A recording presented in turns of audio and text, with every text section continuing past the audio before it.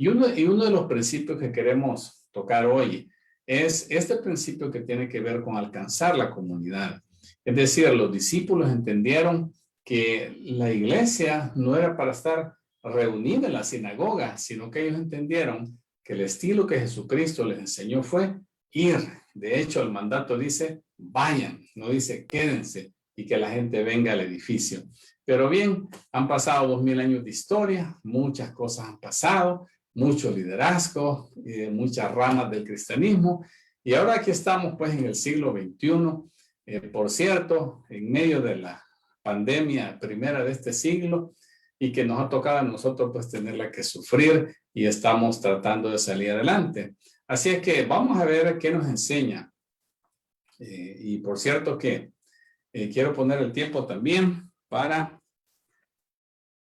poder tener un tiempo límite, ¿verdad? No quiero que ustedes se vayan a quejar o que me vayan a dejar solamente aquí enseñando. Saludos a los hermanos que están en Facebook también.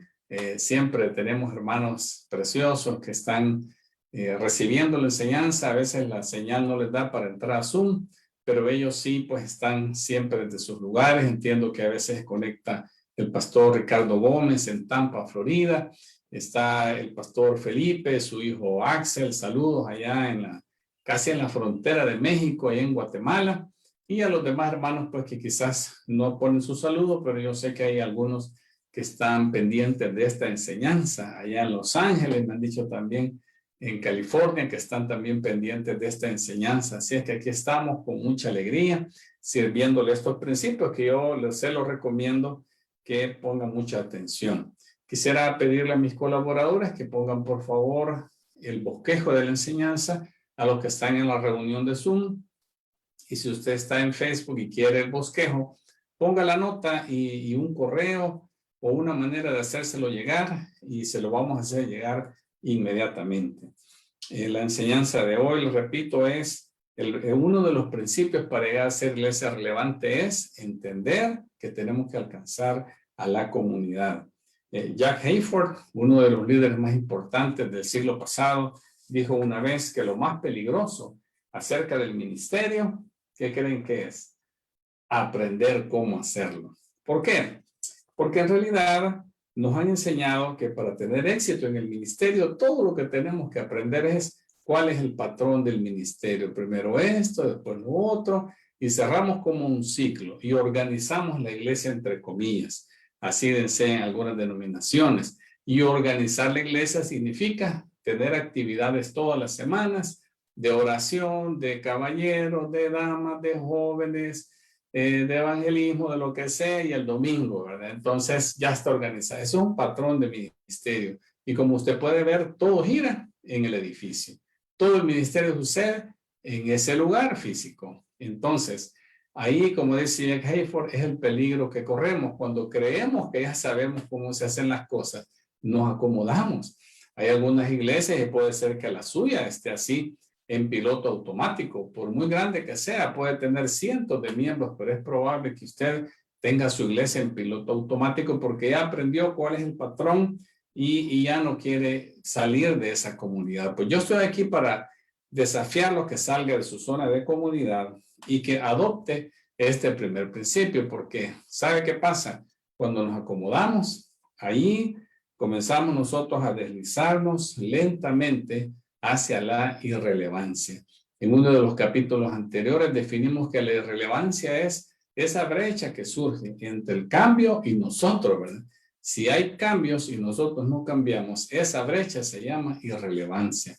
¿Qué le parecería a usted si nosotros quisiéramos hacer la iglesia con las características físicas del primer siglo? Me refiero a la manera como ellos se vestían, las casas como eran, no tenían tecnología. Y a alguno de nosotros se le pudiera ocurrir querer hacer así la iglesia solo con cosas superficiales. Pero entendemos que a medida que el ser humano, la humanidad ha ido avanzando, la manera de vivir ha cambiado. Recientemente, no es ni 100 años que tenemos esta migración de las millones de personas hacia las grandes urbes en las capitales del mundo. Ahí es donde la gente vive ahora. Entonces no es lo mismo como vivir en el campo. Muchas iglesias están diseñadas como iglesias parroquiales, ¿verdad? No, esto no tiene que ver con el catolicismo, sino que la parroquia quiere decir una iglesia que tiene un entorno y sirve a ese pedacito, pero está pensado más en términos de rurales, que la gente puede caminar y el pastor puede visitar a un grupo de personas. Hoy en día el desafío es que la gente viaja muchísimo a otros lugares. El desafío es que la gente tiene acceso a demasiada comunicación. Es probable que el nivel de cosas que suceden en el mundo sea el mismo, pero como la gente las mira, en el segundo que ocurren, la ansiedad crece y crece en la humanidad. La desesperanza crece, a pesar que los economistas dicen que nunca ha habido una época tan próspera como ahora. La sensación que tenemos todos es que el mundo ya se va a terminar, que esto está fuera de control, que ya no sirve porque solo vemos noticias y no vamos a literatura seria e investigaciones para ver que realmente no es así. Se ha reducido la pobreza increíblemente y muchos avances tecnológicos hacen ahora que vivamos más, lo cual usted puede estar experimentando en este momento. Entonces no permita pues que el acomodamiento le impida a usted ser relevante en su momento, pues no se quede usted pensando en superficialidades, en que la iglesia es hacer una reunión en un edificio. Sepa que hay mucho más que eso. Yo le quiero hacer una pregunta. ¿A qué cree usted que Dios le ha llamado? ¿A crecer la iglesia?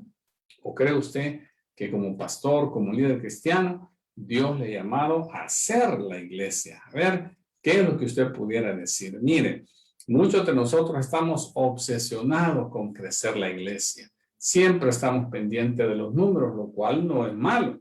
Siempre hay que saber cómo va la salud de la iglesia y para eso necesitamos los números. Asistencia, ingresos y otra cosa que usted puede definir. Pero no debe ser que eso sea su meta. Esas cosas solo miden algo que es natural. No se trata de crecer la iglesia, se trata de ser la iglesia. Las mega iglesias fueron resultado de una tendencia que se llamó Igle Crecimiento. Ahí a finales de los 70, los años 80, hubieron muchos maestros como Peter Wagner, un doctor McGravan, que enseñaron ese tema así como Igle Crecimiento. Se hicieron pues cursos, maestrías, doctorados en ese tema y personas que escribieron literatura y bueno, iglesias que surgieron como mega iglesia. Técnicamente una mega iglesia es que tiene más de 2,000 personas. Así que si usted tiene 1999, lo lamento, pero no llega a mega iglesia. Pero el punto es este, que durante, fíjense bien, 80, 90, 2000, llevamos ya como 40 años de estar presionando este tema de las mega iglesias. ¿Y qué cree que ha pasado? Pues no ha sido realmente un impacto como el que se esperaba. Si bien es cierto, hay muchas mega iglesias, pero al ver cuánta gente se congrega, realmente no ha habido una gran diferencia. Y de hecho, muchas mega iglesias han causado mucha superficialidad en el cristianismo. Otra cosa que preocupa y que reveló más claramente la pandemia son estos grandes edificios diseñados para más de 5,000 personas que ahora no se llenan ni a la mitad. Son contados los edificios que realmente se llenan. Muchas mega iglesias están viendo cómo hacen para poder usar el edificio con las personas que le llegan, que no es ni la mitad. Así es que no crea, esto de querer crecer la iglesia es una imaginación en la mente nuestra. Realmente lo que Dios nos llama es a ser iglesia. Y eso es una cosa bien importante. Dice este pastor muy reconocido en los Estados Unidos, el doctor Tim Keller, que nos hemos concentrado más en el crecimiento de nuestra tribu que en ser la sal y la luz en nuestra comunidad. Eso es lo que ha caracterizado a la iglesia en estos días. Pero Jesús dijo que Él edificaría su iglesia, es decir, que Él toma la responsabilidad de hacer crecer la iglesia, no es nuestra tarea. También dijo que las puertas del reino, de la muerte o del Hades, no prevalecerían contra su iglesia. Ese Señor lo promete, así es que no debemos preocupar de que va a desaparecer, ¿verdad? Porque estamos bajo la promesa del Señor Jesucristo. Y es que, hermano, mire, un cuerpo saludable crece. Si usted ve a un niño que tiene apariencia de niño, le dice que tiene 25 años, usted se va a preocupar, va a decir, este niño algo le pasa, llevémoslo al hospital, porque no es normal que un organismo, el ser humano, el cuerpo humano, se le pasen los años y no crezca. Pues así debería ser la iglesia. Si la iglesia estuviera sana, la iglesia crecería. Pero muchas veces nosotros estamos obsesionados con el crecimiento y atrofiamos realmente el crecimiento de la iglesia. Recuerde que este crecimiento del cuerpo sucede por la multiplicación de células en el organismo. Y esa es una imagen bien interesante para el sistema celular en las iglesias, que por cierto, no debería ser solo un sistema celular, como dice Joel Comiskey. Una iglesia debería ser celular, ¿verdad? El corazón de la iglesia, el ministerio, debería ejecutarse sobre los hombros de las células, esa infinidad de líderes que trabajan en sus hogares. Jesús más bien nos dio el trabajo de ser sal y luz en el mundo. Él dijo en una ocasión, ustedes son la sal de la tierra. Y aquí vale la pena recordar cuáles son las características o las cualidades de la sal. La primera de ellas es que resalta el sabor. ¿Se imagina usted cómo en todo momento estamos pensando si la comida tiene buen gusto, tiene buen sabor? Y muchas veces lo que estamos preguntando es que si tiene sal. Ahora, ¿cómo es que somos sal? ¿Cómo la iglesia es sal? Bueno, la pregunta es, ¿hace su iglesia una mejora en su comunidad? ¿O solamente usted tiene un local en una calle, la gente aborrece la iglesia porque hacen ruido, no los dejan dormir, les quitan los parqueos, los hermanos son enojados, maleducados? ¿Se imagina usted qué sal vamos a hacer? No, la sal mejora el ambiente. La iglesia como sal debería mejorar las comunidades. Una segunda característica de la sal es que preserva los alimentos para que no se corrompan. Si usted viaja con algunos marineros, pescadores, de ellos le van a hacer notar que una manera para preservar la carne, el pescado, es echándole sal. Antiguamente, cuando no había refrigeración, era muy común que la gente salara la carne y la colgara. O sea, la sal preserva para que no se pudra. Y mire bien, nuestra sociedad es una sociedad que debido a esa característica corruptible del ser humano, somos sociedades que vamos en decadencia moral. Y eso no cabe duda. La pregunta es, ¿está haciendo usted sal en su comunidad, en su nación, como iglesia, como cristiano, para oponerse a esa decadencia moral?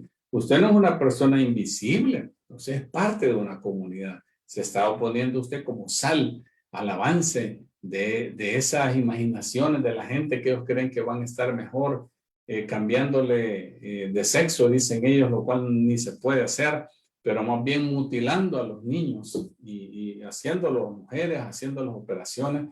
Hasta eso llega hoy en día la perversión de la humanidad. Pero la iglesia, el cristiano, debe alzar su voz y ser sal contra esa decadencia. La tercera característica de la sal es que produce sed. Y yo le pregunto, ¿cuánta sed está creando su iglesia para que la gente le den ganas de Dios, sed de Dios? ¿Cómo podemos hacer eso? O la gente nos mira y dice, yo no quiero de eso, no tengo sed de eso. Algo está pasando que hemos perdido eso. Muchas veces la iglesia local no hace un impacto discernible en la cultura, ni en la economía, ni en la conciencia de la gente. Pasamos desapercibidos, somos realmente irrelevantes. Y por eso estamos hoy aquí hablándoles que Jesucristo también dijo, ustedes son la luz del mundo. Entonces ya ve que tenemos una primera cualidad como sal. La segunda característica que Jesús dice de los cristianos es que somos luz. Y es que la luz disipa la oscuridad. Cuanto más tinieblas hay, más brilla la luz. Esos somos los cristianos.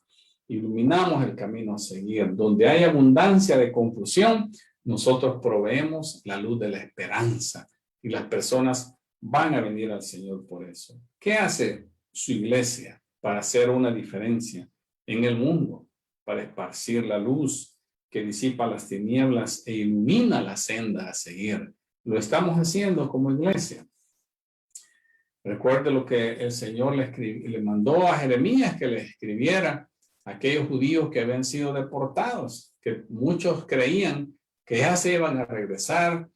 Muchos de estos judíos tenían la esperanza que era temporal ese juicio y que iban a regresar. Pero Jeremías les escribe de que planten viñas, dice que se establezcan, que se casen, que tengan hijos en ese lugar. Y luego dice la carta, y procurad la paz de la ciudad a la cual os hice transportar, y rogad por ella, Jehová, porque en su paz tendréis vosotros paz. Eso es lo que los cristianos somos llamados a hacer, a buscar el bien de la ciudad, porque en esa paz nosotros encontramos paz también. Una cruda realidad que tenemos que abordar hoy en día, hermanos, es que aunque somos llamados a ser sal y luz, la realidad es que como no lo hemos sido, hemos estado encerrados en nuestra iglesia, yo diría que jugando a la religión.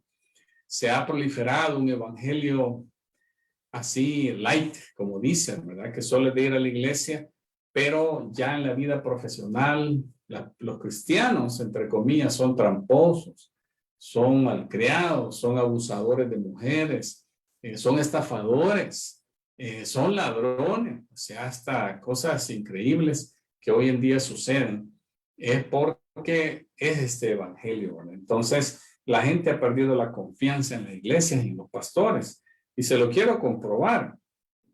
En el año 2019, el Instituto Universitario de Opinión de la UCA, aquí en San Salvador, realizó una encuesta y a nivel nacional, y parte de la encuesta que sacaron ellos un apéndice de toda la gran encuesta y sacaron una que se llamaba la evaluación del año 2019 desde la visión de la ciudadanía evangélica. Y ahí hicieron una pregunta: ¿qué tanto confía usted en la iglesia evangélica? Y aquí está en esta estadística que usted puede ver cómo ellos compararon cada año, han venido preguntando eso. Y se imagina usted, en un espacio de 10 años, la percepción de confianza en la iglesia evangélica ha ido deteriorándose. De hecho, no es ni gran confianza que la gente sentía, casi llegando a un 40% hace 10 años, y ahora es casi el 30%. Cada vez es menos confianza que la población, que la persona, pues, en particular, siente por la iglesia evangélica. No confían en la iglesia evangélica. El doctor Jim Wall cuenta una experiencia. El doctor Jim Wall es el fundador de la red de Hechos 2 en los Estados Unidos. Él dice que una vez fue a un hospital y mientras él estaba ahí esperando, vio que estaba un noticiero en la televisión y una señora que estaba cerca dijo: ¿y de qué se trata la noticia? Y estaba realmente sacando un escándalo moral de un líder religioso en una denominación de la ciudad. Y la señora dijo: eso comprueba mi tesis que los ministros no son dignos de confianza. Y el doctor Wall, siendo pastor, se volteó y le dijo: bueno, tiene razón, a veces no todos hacemos un buen trabajo, dándole a entender que él era pastor.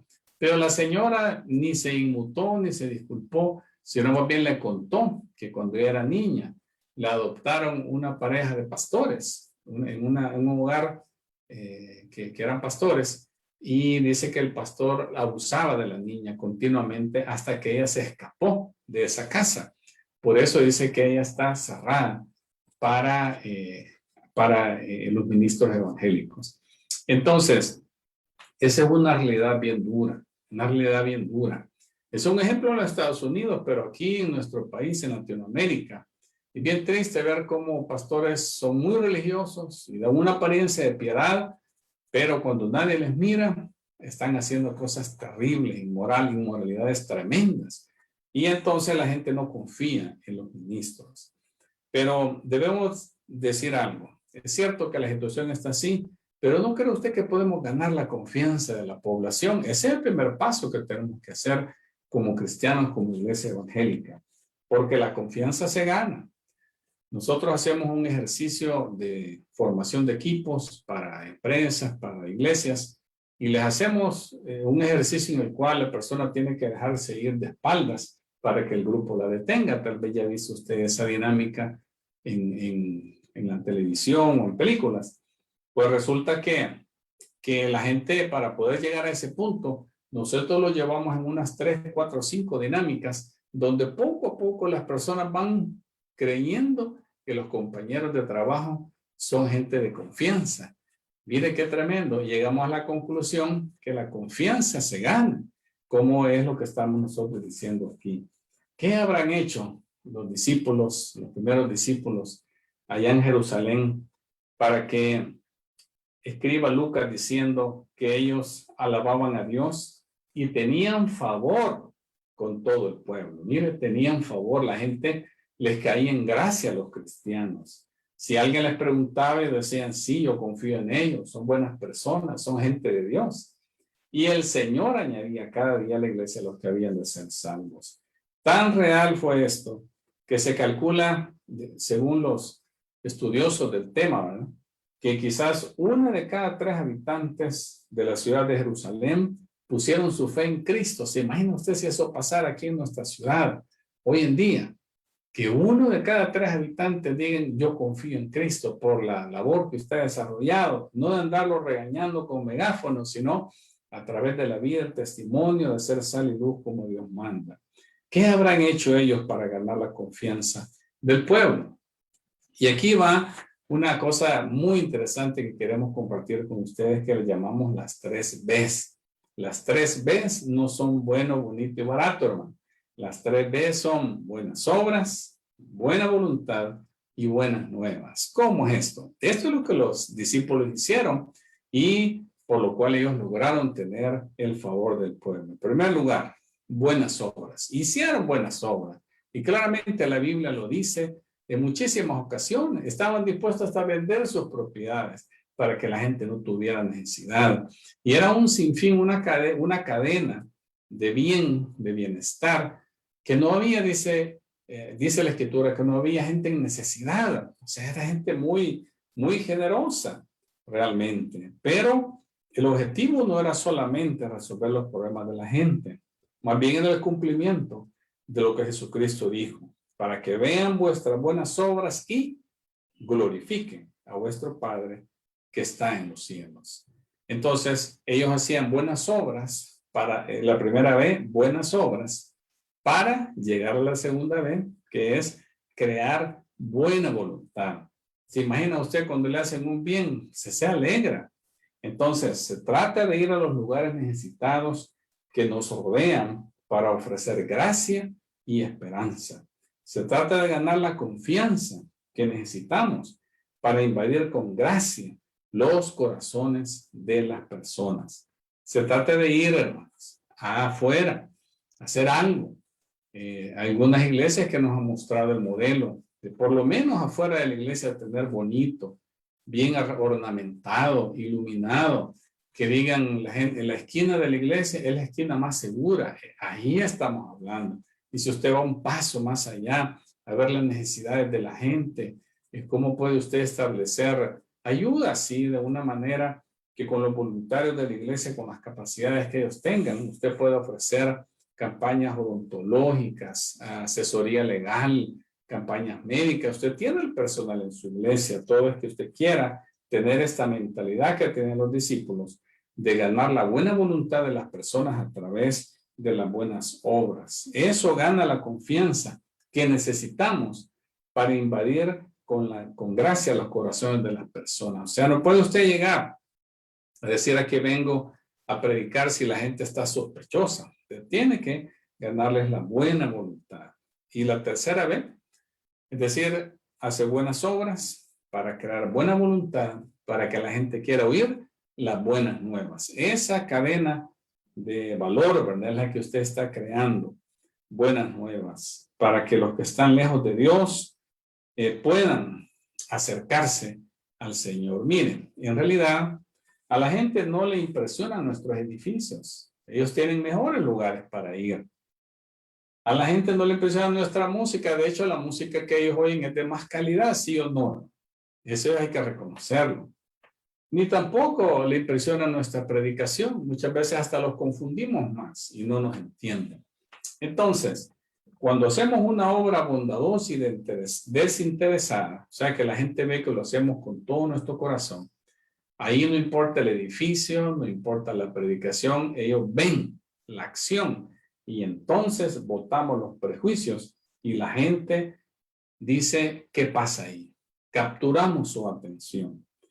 Dice la Escritura que los cristianos no debemos defraudar, dice Pablo escribiéndole a Tito, no defraudando, sino mostrándose fieles en todo, para que en todo adornen la doctrina de Dios, nuestro Salvador. Pedro escribe, está siempre preparados para presentar defensa con mansedumbre y reverencia ante todo el que os demanda razón de la esperanza que hay en vosotros, teniendo buena conciencia, para que en lo que murmuran de ustedes como de malhechores, sean avergonzados los que calumnian vuestra buena conducta en Cristo. Porque es cierto, a veces la gente solo quiere calumniar para alejar a las personas de Cristo. Nuestra meta entonces, hermanos, es hacer buenas obras con la meta de establecer buena voluntad, de manera que la puerta se abra, ¿para qué? Para presentar las buenas nuevas. ¿Qué le parece? ¿Cuáles son algunas cosas que su iglesia está haciendo para hacer un puente entre la iglesia y la comunidad que le rodea? Es la primera pregunta que le tengo para reflexionar. ¿Cuáles son esas cosas que usted está haciendo para hacer un puente entre la iglesia y la comunidad que le rodea? ¿Se mira así la iglesia como un puente? ¿Quiere usted conectarse con el corazón de la gente? Otra pregunta. ¿Ha sido su iglesia como la sal, mejorando el sabor de la comunidad que la rodea? ¿Su iglesia mejora la comunidad? ¿Es mejor la comunidad porque su iglesia está ahí? ¿Mejora la calidad de vida de sus residentes? ¿O está deteniendo la decadencia moral en su mundo? ¿Hace la iglesia ese efecto ahí donde usted vive? Esto es bien interesante, ¿no? Ver cómo el evangelio también tiene este elemento educativo, donde usted ve una mejora en todo sentido, hasta donde la persona vive, lo ve hasta más organizado, más aseado. Los Estados Unidos tiene la bendición que cuando llegaron los primeros peregrinos, allá en el año 1500, 1600, algo así, venían muchos cristianos que venían huyendo de Inglaterra porque no los dejaban practicar el cristianismo, y allá se había entronizado un legalismo de la iglesia anglicana, que era una división realmente de la iglesia católica, y pues la cabeza de la iglesia anglicana es el rey o la reina de Inglaterra. Así es la cosa. Entonces los cristianos venían huyendo de eso y querían ellos practicar un verdadero cristianismo. Y había un grupo que se le llamaban los puritanos, que para ellos el ocio era pecado. Entonces esta gente siempre estaba trabajando. Estaban allá toda la familia en las cosechas, estaban plantando, cosechando, luego en la casa estaban pues arreglando, todo lo tenían bien ornamentado, limpio, piso, buenísimas, casas lindas, nunca descansaban porque era pecado, para ellos se fueron al extremo, pero cuando uno pasaba por esos lugares y mira aquel decoro tan precioso, es porque era gente diligente. Nosotros los cristianos evangélicos hemos perdido esa diligencia y nos conformamos a vivir así, pues solo a sobrevivir. Pero no, hermano, el evangelio debe producir una mejora en la calidad de vida de las personas. Otra pregunta. ¿Cuánta sed está usted creando como iglesia por las cosas de Dios? ¿Cómo ha inspirado una sed por Dios en otras personas? ¿Cuántas buenas obras ha hecho su iglesia para ganar la buena voluntad en la comunidad local, hermano? ¿Qué oportunidades le han dado a usted y a su iglesia para proclamar las buenas nuevas del evangelio?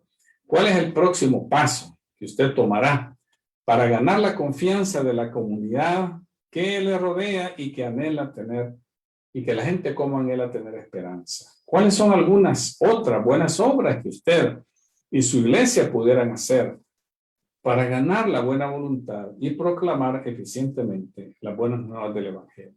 Hermanos, definitivamente tenemos que salir ya de la mentalidad que hacer iglesia es hacer culto.